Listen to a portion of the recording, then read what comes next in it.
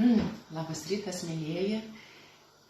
Šiandieną ryto kava gan ankstoka, todėl kad mūsų bendruomenėje svarbus susirinkimas ir šventosios mišios 9 valandą.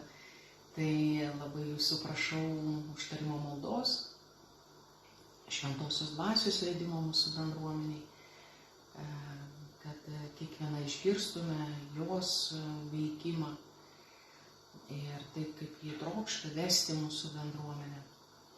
Tai bet matau, kad yra norinčių ir pasijungėte netgi šeštadienio 7 ryto. Tai atsiprašau už nesklandumus, bet kartais dalykų neišeina pakeisti. Tai už tai taip ir yra šiandieną 7 ryto. Bet aš jau suvalgiau desertą ir tikiuosi kartu su jumis. Brūkšnoju kavą ir matau pažįstamų veidų ir netgi uteniškių, tai labai dar kartą sveikinau. Tokį klausimą turiu, gal komentaruose galite parašyti, visko matau, kad daug kas randa grybų, ypač baravykų. Pas mus bendruomenėje gal voveruškos yra mėgstamos. Tai sakykit, kur jų randa. Galbūt kokį trečiadienį pavyktų kažkur tai nuvykti ir surasti. Tai čia aplink Uteną kur nors. Tai gal tik Dzūkijoje taip gausiai dygsta grybai, matot, ir sesėm aktualu. Tai ką padarysi, irgi esam žmonės. Tai dar kartą būkit pasveikinti, tie, kas prisijungėte, esam su manim šešiese. Bet viskas gerai, kiti galės pasižiūrėti įrašus. Tai šiandieną išties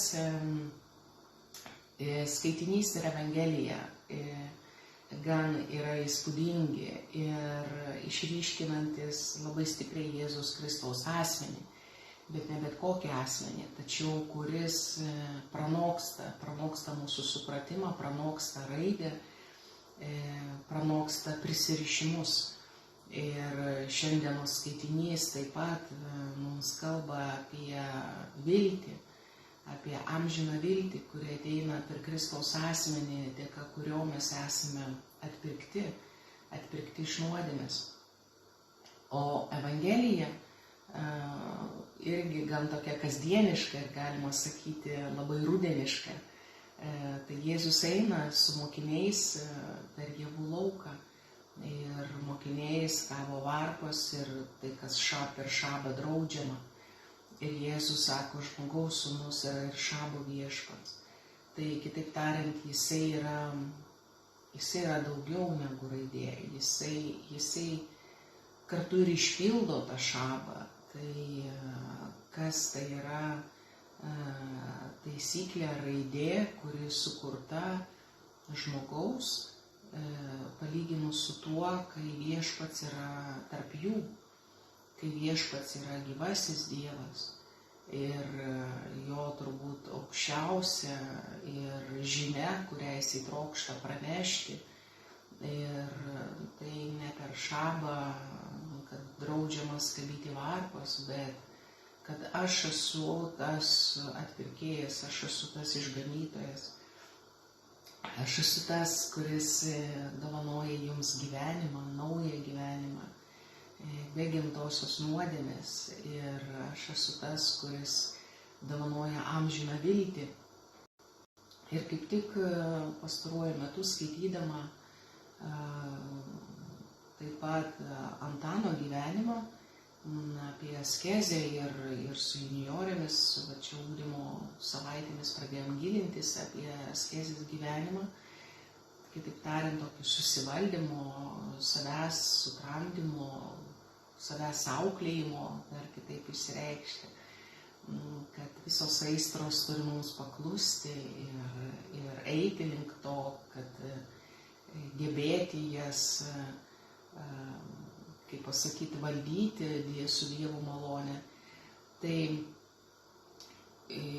išties, kaip pasakyti, didžiausias tikslas viso to, tai panašėti į Kristų.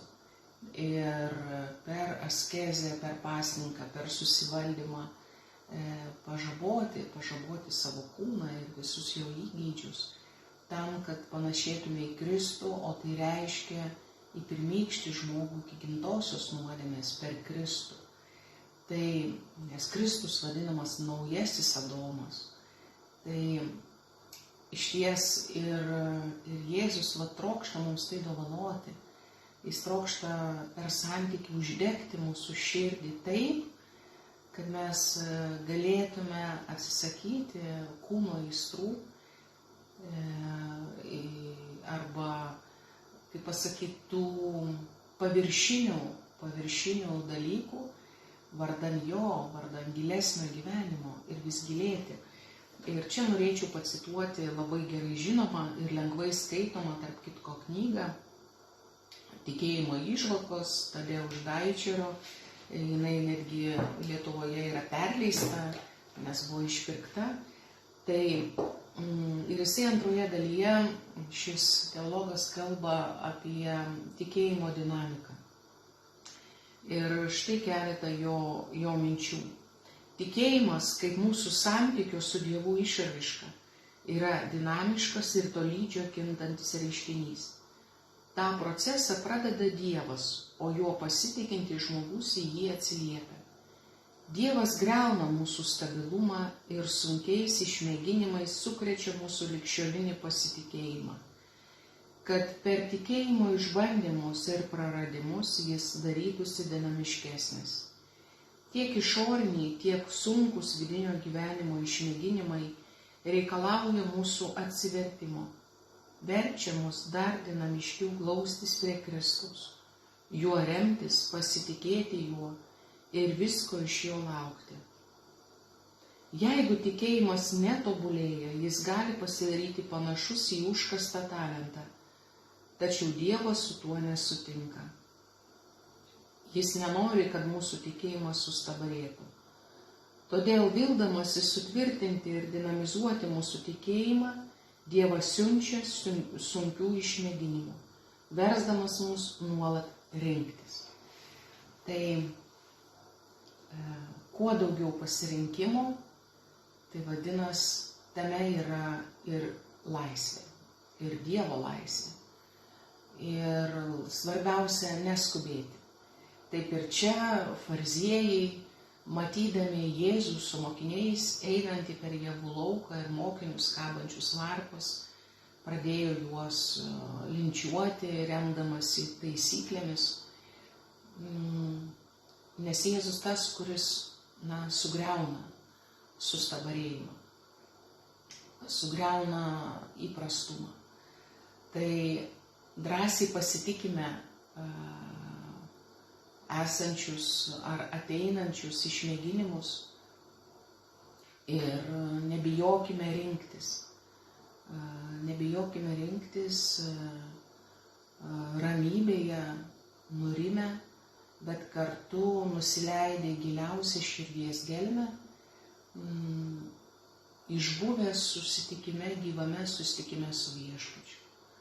Ir toj širdies gelmėje suprasime tikrojo pasirinkimo esmę ir kur yra tikrasis pasirinkimas. Tai tokia žinia šiandien ir tai dar kartą džiaugiuosi tais, kurie pasijungėte ir ištikimi, net jau 20. Tai gero jums rudeniško savaitgalio, linkiu pririnkti daug grybų, arba gerų apsipirkimų turguose, sodybose, derliaus nuėmime jūsų sodybose ir soduose. Tai džiaukimės to derliumi ir šlovinkime Viešpatį. Garbė Dievui Tėvui ir Sūnui ir Šventajai Dvasiai, kaip buvo pradžioje, dabar ir visados ir per amžius. Amen. Vardan Dievo Tėvo ir Sūnaus ir Šventosios Dvasios. Amen. Tai visiems jums skanios kavos. Ir prašau dar kartą užtarimo mūsų susirinkime šiandieną. Ir kur randat grybus? Ar nebėjote išduoti tokią paslaptį? Sudėti.